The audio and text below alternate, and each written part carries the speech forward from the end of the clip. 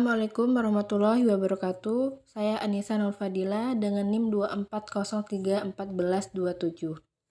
Di sini saya ingin menjelaskan tentang proses persalinan, nifas, dan laktasi. Yang pertama ada proses persalinan, adalah tahapan ketika seorang wanita melahirkan bayi dari rahimnya ke dunia luar. Proses ini terdiri dari beberapa fase yang masing-masing memiliki peran penting untuk memastikan kelahiran bayi yang aman. Berikut adalah penjelasan tentang tahapan proses persalinan. Yang pertama adalah tahap persiapan, fase prakelahiran. Di sini ada kontraksi dan pembukaan serviks. Sebelum persalinan dimulai, seorang ibu hamil mungkin merasakan kontraksi ringan yang dikenal dengan sebutan kontraksi Braxton Hicks, yang berfungsi mempersiapkan tubuh untuk proses persalinan. Kontraksi yang teratur dan semakin intens akan membantu membuka serviks leher rahim. Kemudian ada pemecahan air ketuban. Ketika air ketuban pecah, ini menandakan bahwa proses persalinan bisa segera dimulai. Namun tidak semua ibu mengalami pemecahan ketuban sebelum melahirkan. Yang kedua ada fase 1, tahap pembukaan, fase latent dan aktif. Fase ini dimulai dengan kontraksi yang semakin teratur dan kuat. Tujuan utama dari fase ini adalah membuka serviks hingga mencapai 10 cm. Yang memungkinkan bayi keluar. Fase ini dibagi menjadi dua subtahap.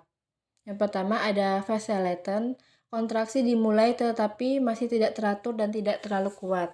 Serviks mulai melembut dan terbuka sedikit sekitar 4 cm. Kemudian fase aktif, kontraksi menjadi lebih teratur, kuat, dan lebih sering. Serviks membuka lebih lanjut hingga 6-10 cm. Pada tahap ini, ibu akan merasakan rasa sakit yang semakin intens. Fase kedua, pendorongan atau peringkat kelahiran. Setelah serviks terbuka sepenuhnya 10 cm, ibu mulai memasuki fase pendorongan atau mengejan. Kontraksi menjadi sangat kuat dan ibu perlu mendorong bayi keluar dengan bantuan tenaga dari kontraksi. Kemudian ibu akan diarahkan untuk mengejar pada setiap kontraksi, membantu bayi bergerak ke bawah melalui saluran lahir vagina. Pada tahap ini, kepala bayi mulai terlihat dan akhirnya keluar, diikuti oleh tubuh bayi. Setelah bayi lahir, tali pusat biasanya dipotong, dan bayi segera diperiksa oleh tenaga medis. Fase ketiga, persalinan plasenta. Setelah bayi lahir, masih ada bagian yang harus dikeluarkan, yaitu plasenta. Kontraksi akan terus berlanjut untuk mengeluarkan plasenta dari rahim.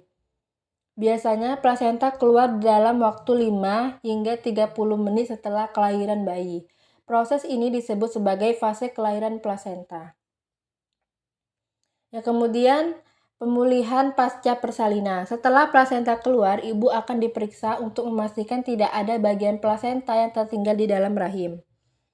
Proses pemulihan mulai dimulai dan ibu akan diberikan perhatian medis untuk memastikan kondisi tubuhnya baik. Ibu juga akan diberi kesempatan untuk menyusui bayi untuk pertama kalinya, yang sangat penting untuk membangun ikatan antara ibu dan bayi, serta memberikan nutrisi pertama yang sangat dibutuhkan bayi. Proses persalinan biasanya memakan waktu beberapa jam hingga lebih dari 1 hari, tergantung pada faktor-faktor seperti posisi bayi, kekuatan kontraksi, dan pengalaman ibu dalam melahirkan. Proses ini biasa dilakukan melalui persalinan normal atau yang disebut dengan vaginal, atau dengan bantuan medis seperti operasi sesar jika diperlukan. Persalinan adalah pengalaman yang sangat berbeda bagi setiap wanita dan bisa sangat emosional, fisik, dan mental. Oleh karena itu, dukungan dari keluarga, tenaga medis, dan pasangan sangat penting untuk kelancaran proses persalinan. Proses nifas adalah periode setelah persalinan, di mana tubuh seorang wanita mengalami pemulihan dan perubahan untuk kembali ke kondisi normal. Masa nifas berlangsung sekitar 6 minggu atau 40 hari setelah melahirkan. Pada periode ini, tubuh wanita akan melalui berbagai perubahan fisik dan hormonal untuk menyesuaikan diri setelah melahirkan dan mengembalikan fungsi tubuh yang semula. Berikut adalah penjelasan lebih lanjut tentang proses nifas, yaitu ada perubahan fisik pada nifas. Rahim atau uterus. Setelah melahirkan, rahim akan berkontraksi untuk mengurangi ukurannya kembali ke ukuran sebelum hamil. Proses ini dikenal sebagai involusi uterus. Dalam beberapa hari setelah persalinan, rahim akan menyusut dan kembali ke posisi normal. Meskipun mungkin masih terasa sedikit besar selama beberapa minggu pertama, pada akhir masa nifas, rahim biasanya sudah kembali ke ukuran semula. Kemudian pendarahan nifas, lokiah. Segera setelah persalinan, wanita akan mengalami pendarahan yang disebut lokia. Lokia merupakan campuran darah, lendir, dan jaringan yang keluar dari rahim. Kemudian vagina dan perineum. Vagina dan area perineum antara vagina dan anus akan mengalami pemulihan setelah melahirkan. Jika ibu melahirkan secara pervaginam atau vaginal, kemungkinan terdapat robekan atau episiotomi yang harus sembuh. Proses penyembuhan ini memerlukan waktu dan bisa disertai dengan rasa sakit atau bengkak. Penggunaan pelumas atau kompres dingin dapat membantu mengurangi rasa sakit selama pemulihan. Yang terakhir ada payudara. Setelah melahirkan, tubuh itu mulai memproduksi ASI, air susu ibu. Pada awalnya, payudara akan mengeluarkan kolostrum, cairan kekuningan kaya akan nutrisi dan antibodi yang sangat bermanfaat untuk bayi. Setelah beberapa hari, produksi ASI akan meningkat. Payudara dapat terasa penuh, nyeri, atau bengkak pada produksi ASI meningkat. Kemudian ada perubahan hormonal, perawatan diri pada masa nifas, yaitu istirahat yang cukup, kebersihan diri, nutrisi, olahraga ringan, yaitu selanjutnya pemulihan emosional. Kemudian pemeriksaan pasca kehamilan, pemeriksaan fisik atau mengevaluasi kondisi rahim, evaluasi terhadap pendarahan dan pemulihan. Pemeriksa kondisi mental ibu untuk mendeteksi tanda-tanda depresi pasca kelahiran. Kemudian ada kontrasepsi dan perencanaan keluarga. Kemudian terakhir, kapan perawatan medis diperlukan jika ibu mengalami pendarahan yang berlebihan, demam, nyeri hebat, atau tanda-tanda infeksi seperti kemerahan, pembengkakan, atau nanah pada luka perineum. Proses laktasi adalah proses produksi dan pengeluaran air susu ibu yang terjadi setelah melahirkan. Proses ini dimulai segera setelah bayi lahir dan melibatkan perubahan hormonal yang merangsang kelenjar payudara untuk memproduksi ASI. Laktasi sangat penting bagi pertumbuhan dan perkembangan bayi, karena ASI mengandung nutrisi lengkap serta antibodi yang mendukung sistem kekebalan tubuh bayi. Proses awal laktasi yaitu kelahiran dan stimulasi payudara. Setelah bayi lahir, tubuh ibu akan merespon dengan perubahan hormonal yang memicu produksi ASI. Proses ini dimulai dengan stimulasi puting susu saat bayi mengisapnya. Kemudian ada hormon oksitosin. Oksitosin dikenal sebagai hormon cinta yang tidak hanya membantu dalam proses kelahiran tetapi juga merangsang kontraksi otot di sekitar kelenjar susu untuk mengeluarkan ASI. Oksitosin juga memainkan peran penting dalam membentuk ikatan emosional antara ibu dan bayi.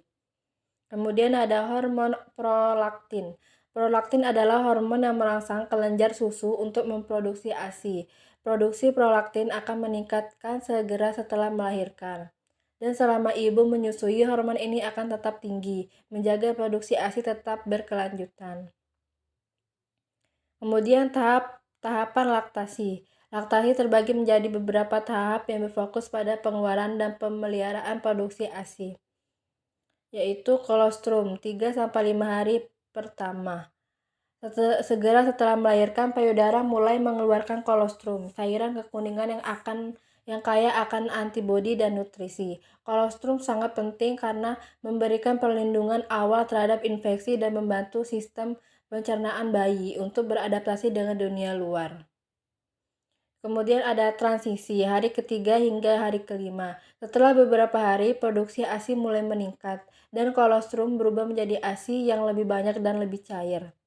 Pada periode ini, ibu mungkin merasakan payudaranya mulai terasa penuh dan lebih berat, yaitu ASI matang sekitar minggu kedua setelah persalinan. Pada tahap ini, ASI matang terbentuk.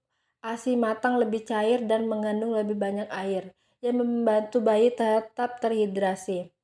ASI matang juga mengandung nutrisi penting seperti protein, lemak, vitamin, dan mineral yang sangat dibutuhkan untuk perkembangan bayi.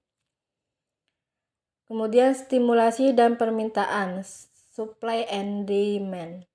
Salah satu aspek penting dari proses laktasi adalah prinsip supply and demand, penawaran dan permintaan.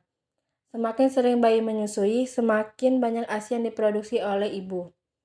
Stimulasi melalui menyusui atau pemompaan payudara membantu mempertahankan dan meningkatkan produksi ASI.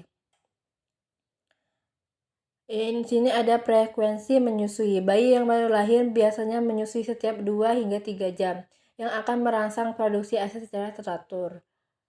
Kemudian ada refleks pengeluaran ASI. Ketika bayi mulai menghisap payudara, refleks pengeluaran ASI akan terjadi. Ini adalah respon otomatis dari tubuh ibu di mana otot-otot sekitar kelenjar susu berkontraksi untuk mengeluarkan ASI ke saluran susu.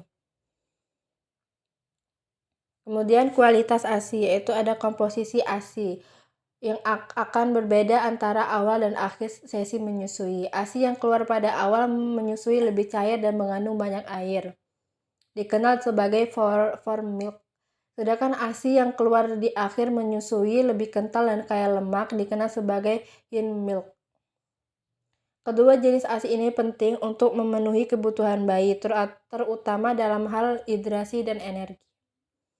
Kemudian nutrisi ibu. Kualitas ASI juga dipengaruhi oleh pola makan ibu. Ibu juga mengonsumsi makanan sehat, bergizi, dan seimbang akan menghasilkan ASI yang mengandung lebih banyak vitamin, mineral, dan nutrisi lainnya. Kekurangan gizi pada ibu dapat mempengaruhi kandungan nutrisi dalam ASI, tetapi ASI tetap menjadi sumber terbaik bagi bayi. Manfaat laktasi. Laktasi memberikan manfaat bagi bayi dan ibu. Bagi bayi, ASI mengandung semua nutrisi yang diperlukan untuk perkembangan bayi yang optimal. Selain itu, ASI kaya akan antibodi yang melindungi bayi dari berbagai penyakit dan infeksi, terutama pada bulan-bulan pertama kehidupan. Adapun bagi ibu, menyusui membantu rahim ibu kembali ke ukuran normal lebih cepat setelah melahirkan. Selain itu, laktasi dapat mengurangi risiko kanker payudara dan ovarium serta membantu menurunkan berat badan pasca melahirkan. Adapun durasi menyusui, WHO merekomendasikan untuk menyusui bayi secara eksklusif hingga usia 6 bulan, dan setelah itu ASI masih dapat diberikan bersamaan dengan makanan pendamping ASI hingga usia 2 tahun atau lebih.